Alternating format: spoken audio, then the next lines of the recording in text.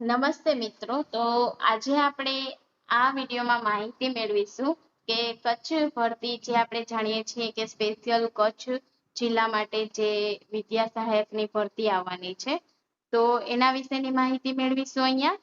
અને આપણે જાણીએ છીએ કે 1600 જેટલી જગ્યાઓ છે જે વિદ્યા સહાયકમાં કટ થઈને આવી છે, અને જેમાં જે પહેલા નોટિફિકેશન આપેલી હતી તે અને કચ્છની જે ભરતી છે તે એડ કરેલી છે. તો એના માટે પણ આ જે ઉમેદવારોએ રજૂઆત કરેલી છે તો તેના માટે પણ આજના આ વિડીયોમાં માહિતી મેળવીશું.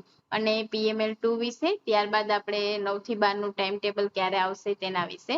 તો જે કચ્છ ભરતી છે તે કચ્છ જિલ્લા માટે જ, કે જે લોકો નિમણૂક પામશે, જે ઉમેદવારો કચ્છ ભરતી માટે, તો તે ક્યારેય બદલી છે તે કરાવી શકશે નહીં, અને ત્યાં ને ત્યાં એમને સેવા છે તે આપવાની રહેશે, નિવૃત્તિ સુધી ત્યાં ને ત્યાં સેવા આપવાની રહેશે, એટલું આપણે ક્લિયર છે.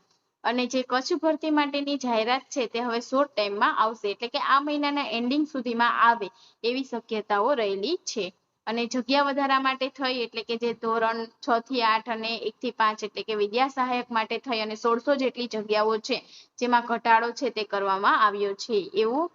તો એના માટે થઈ અને જે કચ્છની ભરતી છે તે ભેગી એડ કરી દેવામાં આવી છે, એટલે કે એના માટે અલગથી નોટિફિકેશન ને આવશે, પરંતુ એ જે શૈક્ષણિક ભરતી છે તેમાં એડ કરી દેવામાં આવી છે, શિક્ષકની ભરતીમાં. તો એના માટે થઈને આજે, એટલે કે 2 તારીખે ઘણા બધા ઉમેદવારોએ છે તે રૂબરૂ વિદ્યા સમીક્ષા કેન્દ્ર ખાતે મુલાકાત કરી છે, અને તેઓ લોકોએ પણ જે જગ્યા વધારો છે આપવા માટે થઈ, અને જગ્યા વધારો એટલે કે જે પ્રોપર પેલા જે નોટિફિકેશન આપેલી હતી તે પ્રમાણે જ મિત્રો, કે એ જગ્યાઓ છે તે પ્રમાણે જ ભરતી કરવામાં આવે તેના માટે રજૂઆત પણ આજે કરેલી છે.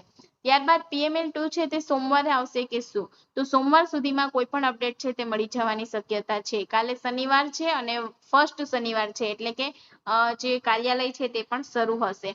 તો મે નો ફર્સ્ટ શનિવાર છે, અને સોમવાર સુધીમાં, એટલે કે સોમવારે PML આવવાની શક્યતાઓ છે, અથવા તો આવતા વીક સુધીમાં તો મિત્રો આવી જ જશે.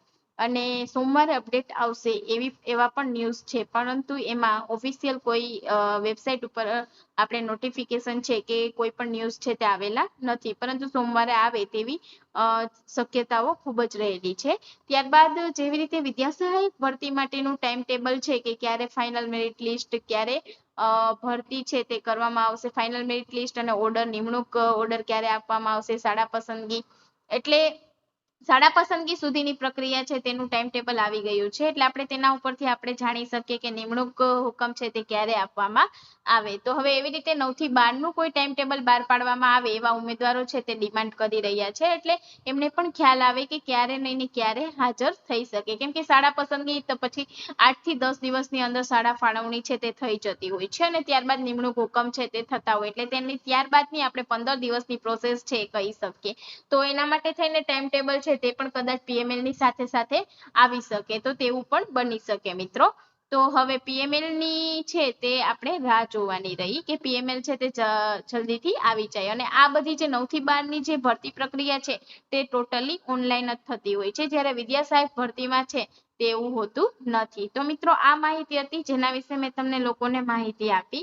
અમારો વિડીયો ગમ્યો હોય તો જરૂરથી એકવાર લાઈક અને શેર કરી દેજો, અને નવી YouTube ચેનલ છે તો જરૂરથી તમે સબસ્ક્રાઇબ કરી દેજો. વિડીયોના અંત સુધી બની રહેવા બદલ આપ સૌનો ખૂબ ખૂબ આભાર.